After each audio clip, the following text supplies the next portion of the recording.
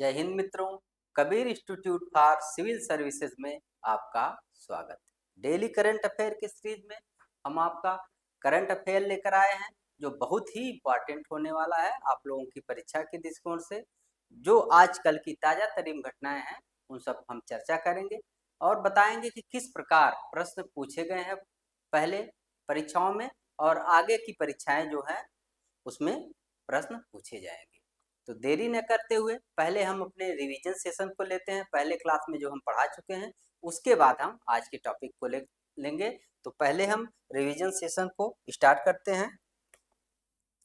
पहला प्रश्न आप लोगों के सामने है, जुलाई 2026 में किस अंतरराष्ट्रीय वित्तीय संस्थान ने भारत की प्रधानमंत्री सूर्य घर मुफ्त बिजली योजना के विस्तार के लिए $850 मिलियन के ऋण को मंजूरी दे दी है। तो यह रिवीजन है क्योंकि पहले हम इसको बहुत अच्छे से पढ़ा चुके हैं और यह बहुत ही इम्पोर्टेंट क्वेश्चन है। तो यहाँ आपका उत्तर हो जाएगा एशियाई विकास बैंक।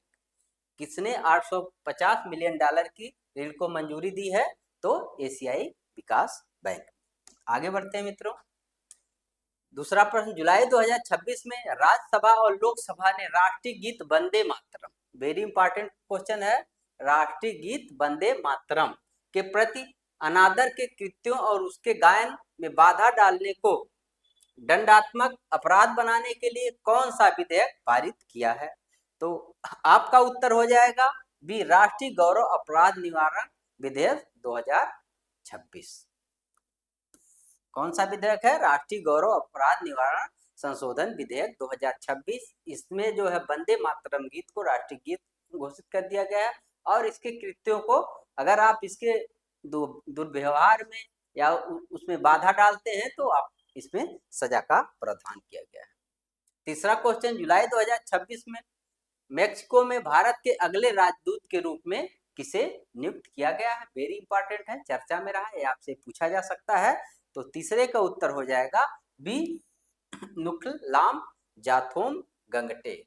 नुखलाम जाथोम गंगटे को कहाँ का? मेक्सिको का राजदूत नियुक्त किया गया। चौथा क्वेश्चन, जुलाई 2026 में भारतीय नौसेना ने विशाखापत्तनम में किसके द्वारा निर्मित दूसरा स्वदेशी diving support vessels DSB INS निपुण अपने बेड़े में शामिल कर लिया है? तो ए ऑप्शन हो जाएगा Hindustan shipyard limited, B option हो जाएगा Mazagon dock shipyard limited, C आ जाएगा कोची शिपयार्ड लिमिटेड और डी हो जाएगा गार्डन रीच शिपयार्ड लिमिटेड। तो चौथे प्रश्न का उत्तर हो जाएगा ए, हिंदुस्तान एशियाई शिपयार्ड लिमिटेड। अगला क्वेश्चन,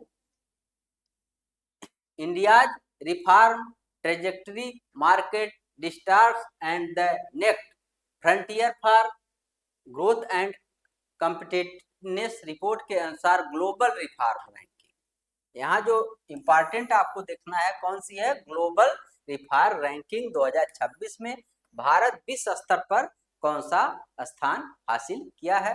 तो यहाँ पर आपका उत्तर हो जाएगा ए, 57वां। भारत ने कौन सा स्थान हासिल किया है? 57। छठा क्वेश्चन, जुलाई 2026 में किस बंदरगाह को बेस्ट पोर्ट ऑफ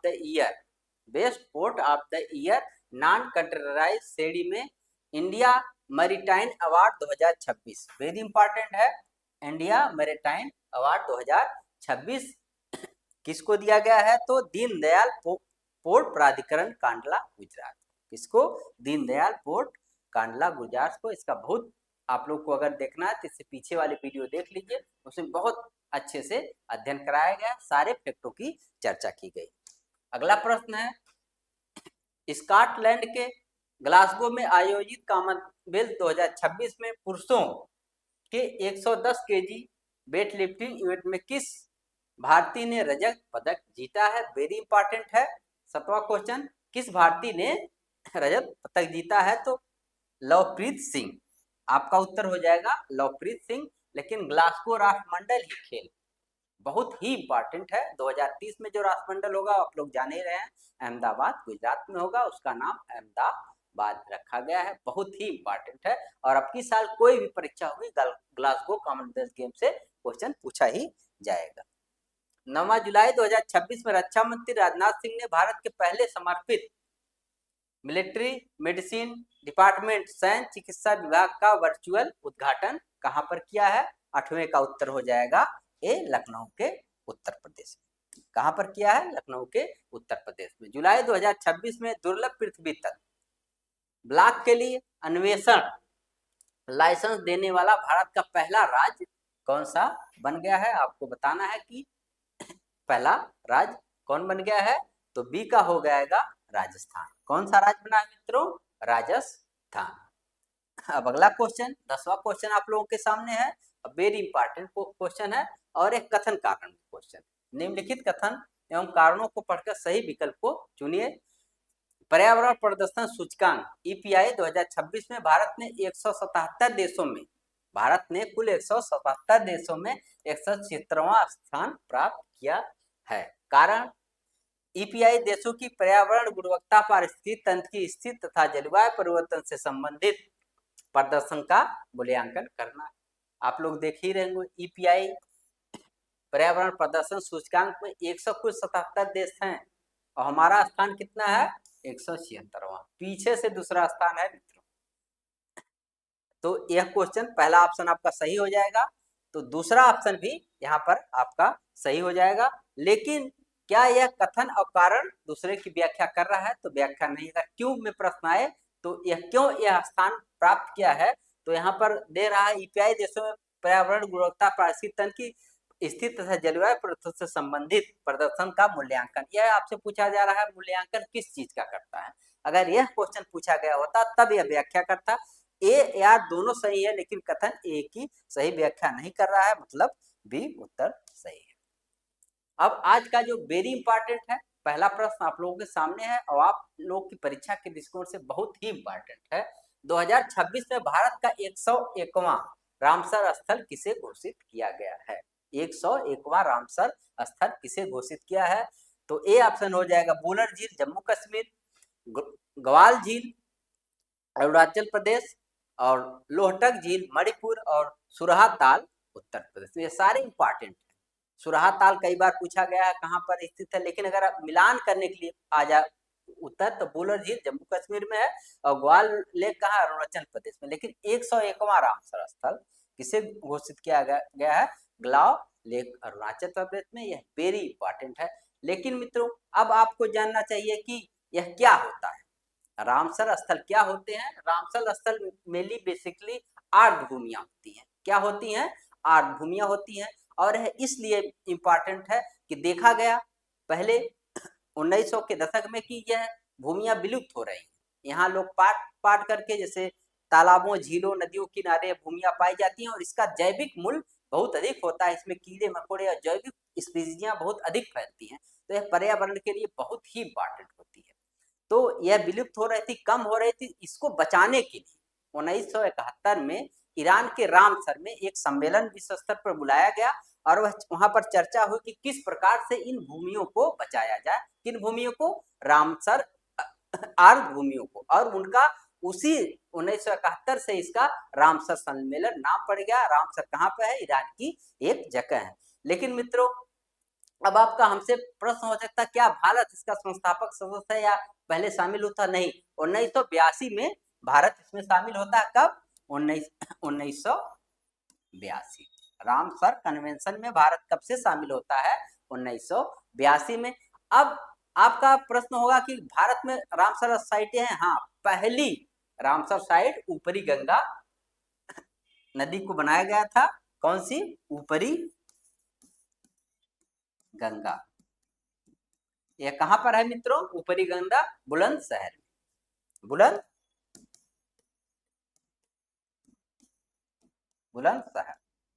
बुलंदशहर में ऊपरी गंगा को पहला रामसर साइट घोषित किया गया था। लेकिन अब आपका प्रश्न हो सकता है कि विश्व स्तर पर सबसे अधिक रामसर साइटें किस देश में है? तो विश्व स्तर पर सबसे अधिक रामसर साइटें कहां पे हैं? विश्व स्तर पर यूके। कहां पर मित्रों? सबसे अधिक रामसर साइट वाला देश विश्व स्तर पर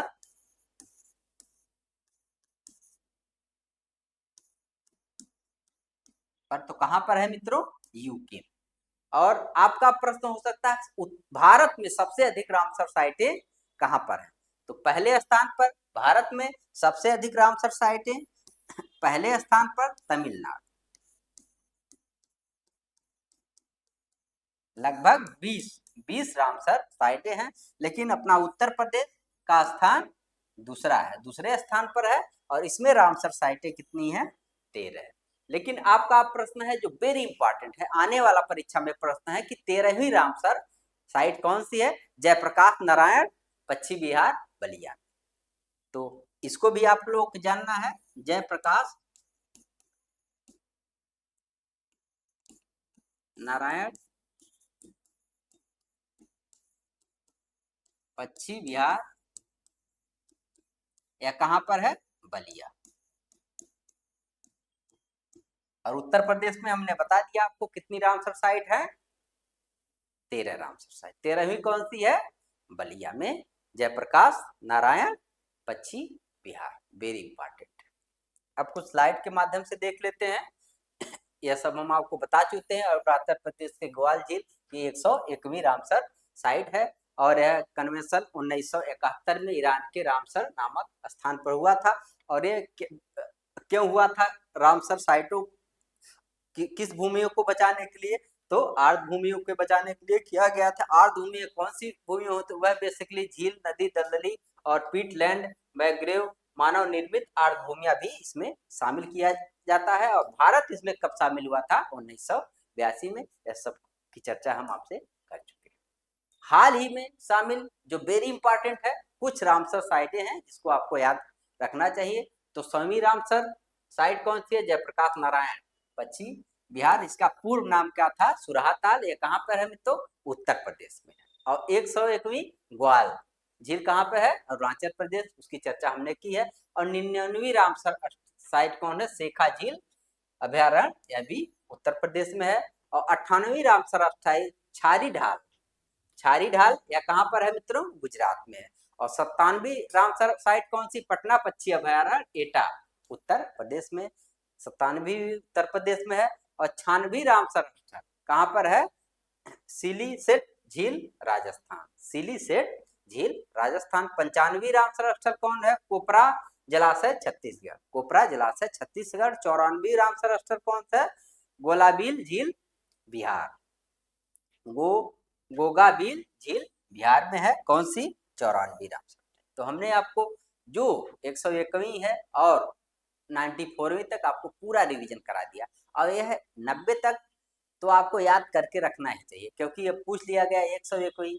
अब ये कोई चीज कहीं भी अगर 100 स्थान होता है या आता है या शताब्दी वर्ष होता है, तो करंट ऑफ आपकी परीक्षा के दृष्टिकोण से बहुत ही उपयोगी हो जाता है। तो इस प्रकार से आप लोगों को अध्ययन करना है। दूसरा प्रश्न, केंद्रीय मंत्रिमंडल ने 2026-27 से 2030-31 की अवधि तक संशोधित खेलो इंडिया योजना, वेरी इंपॉर्टेंट है, कौन सी है? संशोधित खेलो इंडिया योजना। कौन सी योजना है? संशोधित खेलो इंडिया योजना। और राष्ट्रीय खेल संघों की सहायता के लिए कुल कितने वित्तीय को मंजूरी दी थी?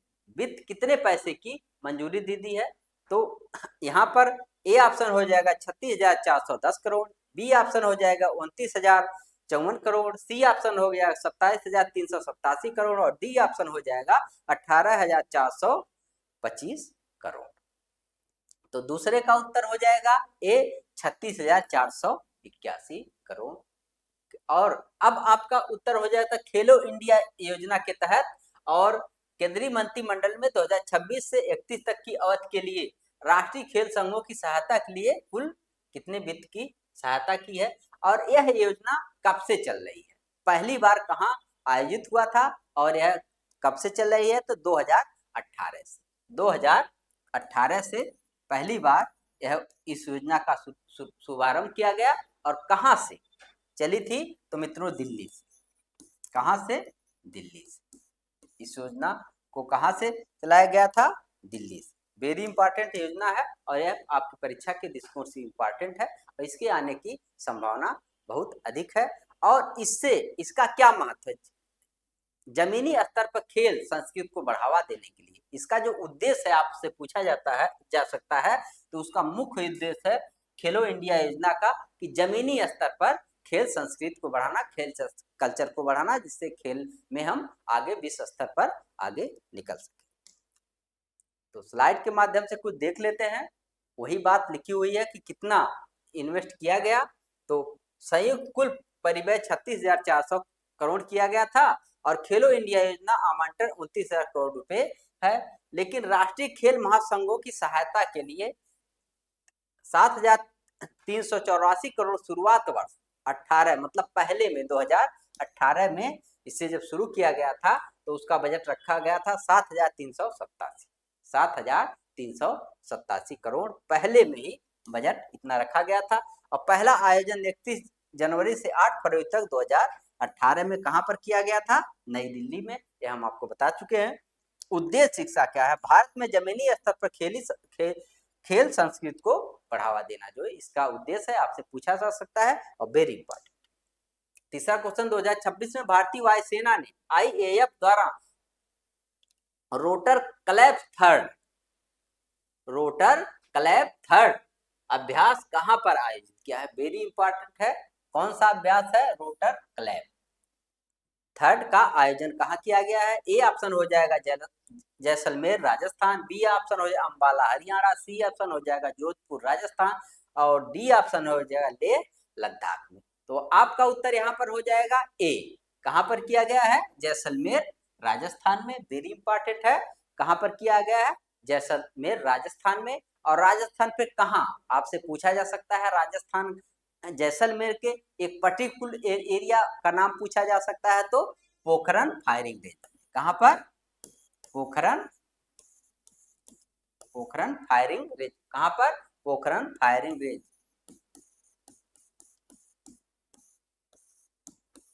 रेंज में किया गया। कब से कब तक किया गया? 2 से 3 अगस्त। 2 से 3 अगस्त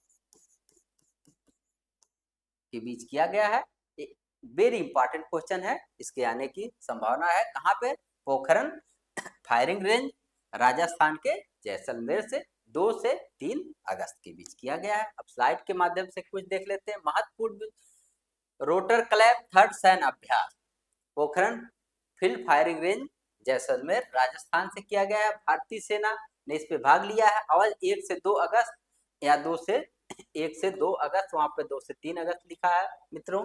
तो अभ्यास में शामिल हेलीकॉप्टर, अभ्यास में शामिल AS-6 अपाचे आक्रमण हेलीकॉप्टर है और MI, यह सब आपसे पूछेगा नहीं, लेकिन सबसे जो इम्पोर्टेंट है यह कहां पर शामिल किया। अगर कथन कारण में क्वेश्चन बनाता है तो इस हेलीकॉप्टरों का नाम पूछ सकता है। तो आप इतना रखें कि 64 Apache AS-64 Apache helicopter. Gunship कौन सी है? MI 35/25 है और HAL प्रचंड हल्के लड़ाकू विमानों का और चिनूक MI-7 का भी ध्रुव परिवहन एवं उपयोगी हेलीकॉप्टरों का भी उपयोग किया गया। चौथा, बैडमिंटन टूर्नामेंट ताइपे ओपन, बहुत ही इंपॉर्टेंट है। Badminton open Taipei open super 30, Taipei open super 30 महिला एकल का खिताब जीतने वाली भारत की सबसे कम उम्र की खिलाड़ी कौन बन गई है? वेरी इंपॉर्टेंट है। कौन बन गई? ए ऑप्शन हो जाए अनमोल खरब, बी ऑप्शन होगा साइना नेहवाल, सी ऑप्शन होगा तन्वी शर्मा और डी ऑप्शन हो जाएगा आपका PP सिंधु। तो किसने जीता है? तन्वी शर्मा ने। कौन सा ओपन है? ताइपे ओपन का खिताब किसने जीता है? तन्वी शर्मा ने। वेरी इंपॉर्टेंट है। लेकिन दूसरा इंपॉर्टेंट जो टॉपिक है क्या है कि ये इन्होंने किसको हराया? दूसरे स्थान पर कौन रही है? गुयेन थुई लिन। कौन रही है? गुयेन थुई लिन। गुयेन थुई लिन है और ये कहाँ की है? वियतनाम। यह कहाँ की है मित्रों? वियतनाम। कहाँ की? यह गुयेन थुई लिन, यह कहाँ की है? वियतनाम है। इन्हों हरा करके तन्वी शर्मा ने ताइपे ओपन सुपर 30 का खिताब जीत लिया है और इनकी उम्र महज 17 साल। 17 साल के उम्र में इन्हें सबसे कम उम्र होने का भी खिताब अपने नाम कर लिया। आगे बढ़ते हैं। 17 वर्षीय बैडमिंटन खिलाड़ी तन्वी शर्मा ने 2 अगस्त 2026 के ताइपे ओपन सुपर 30 महिला एकल का खिताब जीत लिया। 17 वर्ष और 223 दिन की यह है महिला चैंपियनशिप बनी है। और पुरुष एकल, अब आपसे यहाँ पर पूछ सकता है कि पुरुष एकल ताइपे ओपन में पुरुष एकल का खिताब किसने जीता है, तो युदाई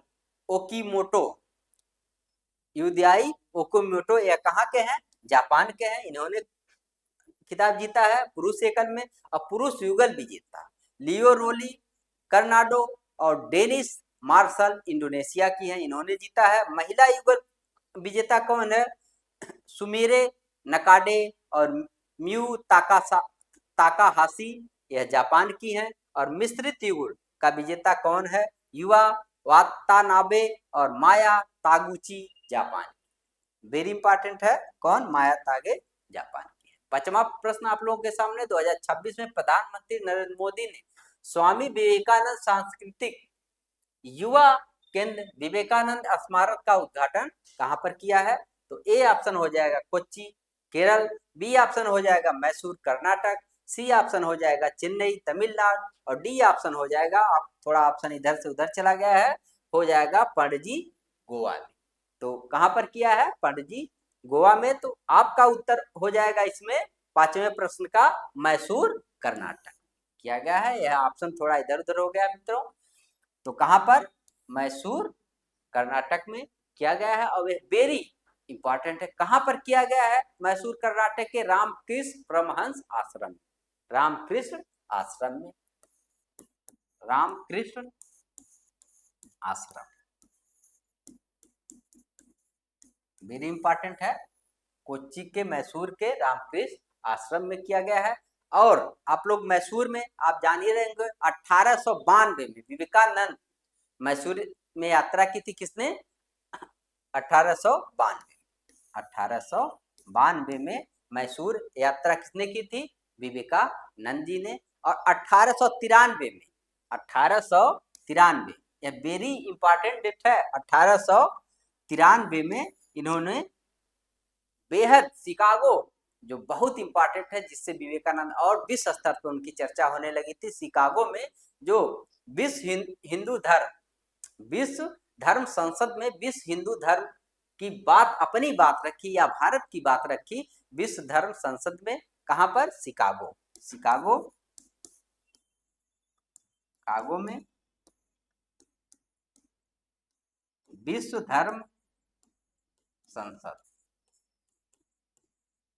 में हिंदू धर्म की तरफ से भाग लिया था और वहां से हिंदू धर्म के अच्छाइयों के बारे में विश्व को अवगत कराया। और वहीं से विवेकानंद को एक पहचान मिली, विश्व स्तर पर विवेकानंद को पहचान मिली और हिंदू धर्म के बारे में भी लोग जाने कि किस तरह हिंदू धर्म वसुधैव कुटुंबकम की राजनीति या परिकल्पना को लेकर चलता है। आगे बढ़ते मित्रों, सारी बातें वही लिखी हैं यहाँ पर। और इसका उद्देश्य क्या है, इस केंद्र का मुख्य उद्देश्य है युवाओं को उच्च नैतिक मूल्यों, जीवन कौशल एवं नेतृत्व क्षमता विकास, राष्ट्र के निर्माण को बढ़ावा देना। मतलब युवाओं को प्रोत्साहित करना है, किस प्रकार से राष्ट्र निर्माण में युवाओं का योगदान हो सके, इस पहल का उद्देश्य है।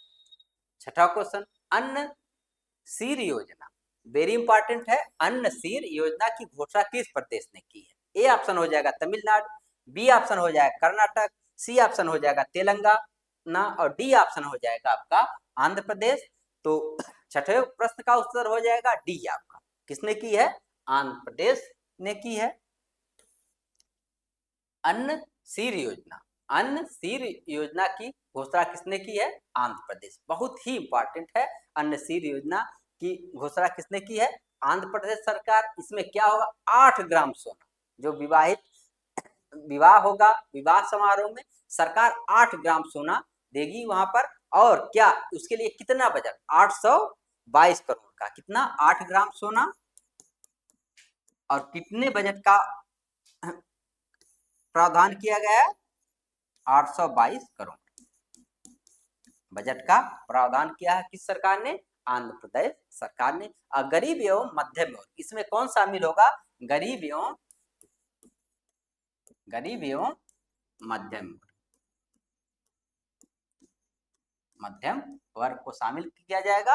और कितना सोना? 8 ग्राम सोना। अब सोच लीजिए कितनी, 8 ग्राम कीमत इसमें कितनी है? 8 ग्राम सोना दिया जाएगा। तब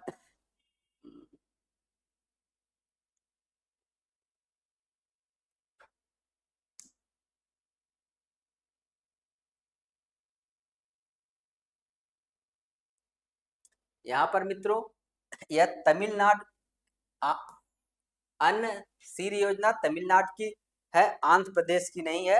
यहाँ मिस्टेक हो गया थोड़ा सा। यह कहाँ की है? तमिलनाडु की है। और लेकिन इसमें जो 8 ग्राम और 822 करोड़ का बजट रखा गया है। अब हम लोग थोड़ा सा, तमिलनाडु सरकार ने अपने बजट में अन्न सीरी योजना, वेरी इंपॉर्टेंट योजना है, की घोषणा की है। और यह कल्याणकारी योजना के तहत गरीब एवं मध्यम वर्ग, कौन शामिल है इसमें? गरीब एवं मध्यम वर्ग शामिल है। और लगभग 8 ग्राम सोने की बात इसमें कितनी दी जाएगी? उपहार। उपहार मतलब वहां सीर कहा जाता है। वह कितने दी जाएगी?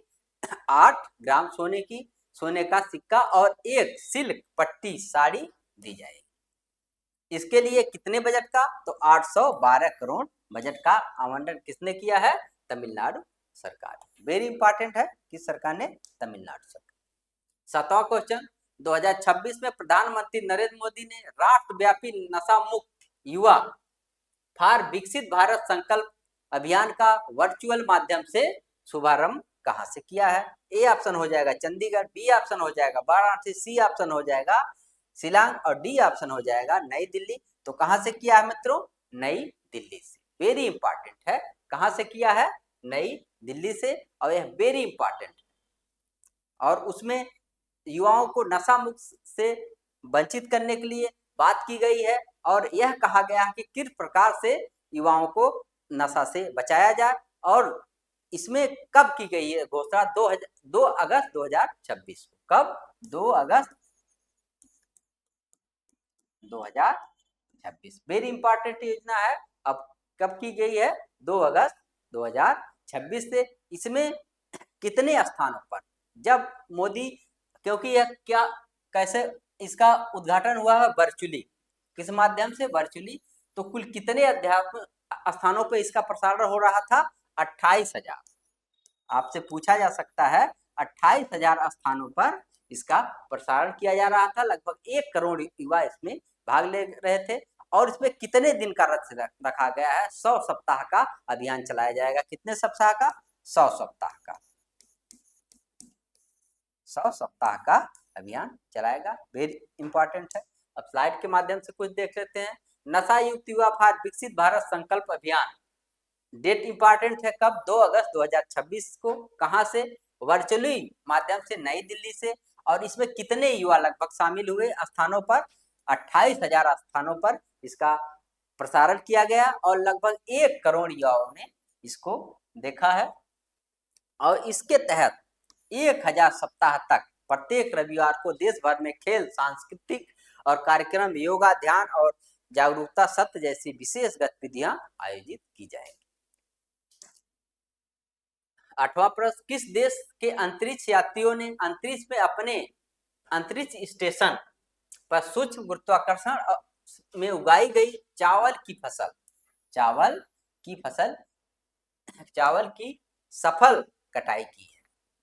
उन्होंने सीड्स का भी उत्पादन किया और बीज भी बोया और उसकी मतलब फसल भी काट ली है। तो किस देश ने यह किया है? यह सब कर्तव्य कौन करता है? ए ऑप्शन हो जाएगा जर्मनी, बी ऑप्शन हो जाएगा चीन, सी ऑप्शन हो जाएगा रूस और डी ऑप्शन हो जाएगा भारत। तो यहाँ पर यह सब सारे कारनामे जो अजीबो गरीबो होते हैं वह कौन सा देश करता है? चीन। कौन सा देश करता है? चीन। और उसके किस अभियान के तहत किया गया? यह आपसे पूछा जा सकता है। सेनझोउ 23, सेनझोउ 26 अभियान के तहत यह किया है। किसने उगाया है अंतरिक्ष में, अपने अंतरिक्ष स्टेशन में चावल, और उसकी फसल भी काट ली है। जो वेरी इंपॉर्टेंट है, उगाया ही नहीं, उसकी फसल भी काट ली है। तो उससे सीट भी फिर से सीट बना लिया है। तो किसने किया है? यह कारनामा चीन ने किया है। चीन ने अपने तियांगेन अंतरिक्ष स्टेशन, अब वेरी इंपॉर्टेंट है, उसके अंतरिक्ष स्टेशन का आपसे पूछ सकता है कि चीन के अंतरिक्ष स्टेशन का क्या नाम है? तो तियांगोन, क्या नाम है? तियांगोंग अंतरिक्ष स्टेशन, चीन का जो अंतरिक्ष स्टेशन है उसका नाम है। उसमें उन्होंने एक चावल की फसल पूरी तरह से काट ली है। इस मिशन का उन्होंने सफल चीन मिशन का क्या नाम दिया है? सेंझोउ 23, सेंझोउ 23 नाम दिया है। मानवयुक्त अंतरिक्ष मिशन के यात्रियों को मिली है, जिसे 24 मई 2026 को लॉन्च किया गया था। यह दुनिया का ऐसा पहला प्रयोग है जिसमें अंतरिक्ष में चावल की लगातार 2 पीढ़ियों को उगाने, बीज से बीज फिर बीज तक, बीज से बीज और फिर बीज तक, मतलब बीज से बीज उगाया गया, उसके बाद उसे बो करके उसकी कटाई कर ली गई। तो यह कारनामा किसने किया है? चीन ने। अब वेरी जो इम्पोर्टेंट है, उस मिशन का नाम लेकर सेंझोउ 22 और उसके अंतरिक्ष स्टेशन का नाम अब आ गया है। तो आपसे पूछा जा सकता है कथन कारण में, तो क्या है? तियांगोंग अंतरिक्ष स्टेशन। आगे बढ़ते हैं। रचनात्मक अर्थव्यवस्था, क्रिएटिव इकोनॉमिक्स और ऑडियो विजुअल उद्योग को बढ़ावा देने के लिए 2 दिवसीय अंतरराष्ट्रीय मार्केट प्लस ब्रिक्स वेब्स बाजार का आयोजन कहां पर किया गया है? ब्रिक्स वेब बाजार का आयोजन कहां पर किया गया है? यह वेरी इंपॉर्टेंट है। तो ए ऑप्शन हो जाएगा बेंगलुरु, बी ऑप्शन हो जाएगा पेरिस, सी ऑप्शन हो जाएगा मुंबई और डी ऑप्शन हो जाएगा शंघाई। तो ब्रिक्स वेब बाजार का कहां पर उद्घाटन किया गया है? मुंबई में। आप लोग जान ही रहे होंगे, इस समय ब्रिक्स जो है पूरे साल 2026 ब्रिक्स की अध्यक्षता कौन कर रहा है? भारत। तो जितने उसके इवेंट आयोजित होंगे अमूमन भारत में ही आयोजित किए जाएंगे। कुछ स्लाइड के माध्यम से देख लेते हैं। अगस्त 2026 में 2 दिवसीय अंतरराष्ट्रीय मार्केट प्लस ब्रिक्स वेब बाजार का आयोजन भारत के मुंबई शहर में हुआ। आयोजन यह कार्यक्रम भारत सरकार के सूचना एवं प्रसारण मंत्रालय के तत्वाधान में और राष्ट्रीय फिल्म विकास निगम द्वारा आयोजित किया गया। अध्यक्ष किसकी अध्यक्षता में किया गया? इस बाजार का आयोजन भारत के ब्रिक्स अध्यक्षता के तहत किया गया, क्योंकि आप लोग जान ही रहे हैं भारत इस समय ब्रिक्स की अध्यक्षता कर रहा है। इसका उद्देश्य क्या रहा है? तो इसका मुख्य उद्देश्य जो टेलीविजन, एनिमेशन, बीएफएक्स और गेमिंग, संगीत और डिजिटल मीडिया और संरचनात्मक उद्योगों में सीमा पार साझेदारी, निवेश तथा वैश्विक सहयोग को बढ़ावा दे। आगे 10वां क्वेश्चन और अंतिम क्वेश्चन है। 2026 में देखभाल की पुनर्कल्पना, विकसित भारत 2027 में 2027 नहीं है मित्रों, 2047 में देखभाल करने वाले को सशक्त बनाने के लिए रणनीतियां नामक रिपोर्ट किस संस्था द्वारा तैयार की गई है? रणनीतियां नामक जो विकसित भारत 2047 में देखभाल करने वाले को सशक्त बनाने की रणनीतियां नामक रिपोर्ट किसने जारी की है? तो ए ऑप्शन हो जाएगा राष्ट्रीय स्वास्थ्य प्राधिकरण ने, बी ऑप्शन हो जाएगा नीति आयोग ने, सी ऑप्शन हो जाएगा सामाजिक न्याय मंत्रालय ने और डी ऑप्शन हो जाएगा विश्व स्वास्थ्य संगठन ने। तो किसने जारी की है मित्रों? बी। उत्तर हो जाएगा नीति आयोग द्वारा इसको जारी किया गया है। और इसमें तीव्र जननांगी संक्रमण की जो रिपोर्ट में बात की गई है, तीव्र जननांगी संक्रमण की, किसकी? तीव्र जननांगीय संक्रमण, क्या मित्रों? तीव्र जननांगी संक्रमण की बात की गई है। और 2022 में 149 मिलियन जनसंख्या थी। इसके अनुसार कितनी थी? 149। 2022 में 149 कितनी? 149 मिलियन। कितनी मित्रों? 149 मिलियन। और यह 2050 में कितना होने की संभावना है? लगभग 347 मिलियन। इसी तरह से अगर भारत की जनसंख्या बढ़ती रही तो 2050 तक 347 मिलियन के कगार पर पहुंच जाएंगे और भारत में जनसंख्या विस्फोट हो जाएगा। आप लोग जान ही रहे हैं कि जितना संसाधन नहीं होगा उसके कई गुना तेजी अनुपात, जितने संसाधनों का विकास नहीं हो रहा है उससे कई गुना तेजी अनुपात से हमारी जनसंख्या का विकास हो रहा है। और ऐसे जनसंख्या का विकास होता रहा तो आप लोग जान ही होंगे सारे संसाधनों की आवश्यकता पड़ेगी और यहाँ पर अव्यवस्था फैल जाएगी। तो कुछ स्लाइड के माध्यम से देख लेते हैं। नीति आयोग ने देखभाल की पुनर्संकल्पना विकसित करके 2047 तक देखभाल करने वाले को सशक्त बनाने की रणनीति शीर्षक से एक रिपोर्ट जारी की है। यह रिपोर्ट भारत के एक संगठित, पेशेवर, सुलभ और भविष्य के लिए तैयार देखभाल प्रणाली के निर्णय के लिए एक रोड मैप प्रस्तुत करती है। रिपोर्ट के अनुसार भारत तीव्र जननांगी संक्रमण, इस रिपोर्ट क्या बताता है, भारत तीव्र जननांगी संक्रमण से गुजर रहा है का सामना कर रहा है और 2022 इसमें 149 मिलियन से बढ़कर 2050 में कितनी संभावना, 347 मिलियन पहुंच जाने की संभावना है। और विश्व स्तर पर जनसंख्या का जो हो जाएगा 20%, 20.8 होने का अनुमान लगाया जा रहा है। इंटरनेशनल बहुत अधिक वृद्धि हो जाएगी। और क्योंकि इस समय हम लोगों को जनसंख्या का कार्य करना चाहिए, लेकिन सब वर्गों को मिलजुल कर, ये नहीं कि कोई वर्ग उसके उत्पादन पर उत्पादन करते जा रहा है, प्रोडक्शन पर प्रोडक्शन कर रहा है, जनसंख्या में कोई ध्यान नहीं। सभी वर्ग जात समूह को मिल बांट कर इस व्यवस्था को, जनसंख्या को, वृद्धि दर को रोकना होगा। तो मित्रों यहीं तक। अगर आप लोग को वीडियो थोड़ा सी भी अच्छी लग रही है तो चैनल को सब्सक्राइब करें और वीडियो को लाइक किया करें। और अगर कुछ त्रुटियां हैं, कहीं कभी कभी हो जाता है, ट्रंक फिसल जाती है, तो आप लोग कमेंट जरूर किया करें किस तरह से हम लोग और इस कक्षा को उपयोगी बना सकें। अगर आप लोग कमेंट करेंगे तो कुछ खामियां हम लोगों को भी पता चलेंगी और हम लोग और अच्छा करने का प्रयास करेंगे। इसी के साथ में